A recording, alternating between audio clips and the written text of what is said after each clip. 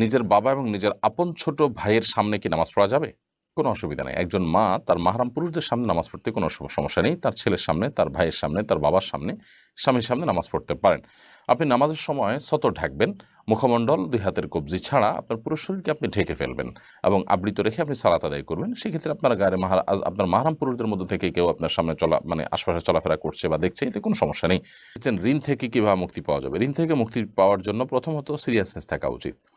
আমাদের অনেকেই আছি আমরা যাদের সবকিছু সেল করলে, বিক্রি করলে, ছেড়ে দিলে আমাদের ঋণ আদায় করার পথ সুগম হতে পারে। কিন্তু আমরা মনে করি যে স্থাবর সম্পত্তি, আমাদের জমিজমা এগুলো বিক্রি করে আমরা ঋণ দেব না। আমি ব্যবসা করতে গিয়ে ঋণ হয়েছি, তাহলে আবার ব্যবসা করেই ঋণ দেব। এই চিন্তাগুলো ভুল।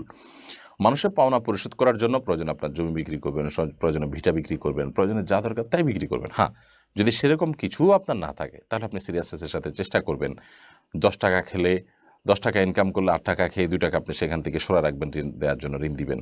এভাবে আপনার চেষ্টা করতে হবে যে মুখের খাবার একটু একটু করে সরা রেখে হলে আপনি ঋণ পরিশোধ করার চেষ্টা থাকবেন। সেই সাথে আল্লাহ তাআলার কাছে দোয়া করবেন, আল্লাহুম্মা কফিনি বিহালালিকা আন হারামিকা ওয়া আগনিনি বিফাদলিকা আম্মান সিওয়াক।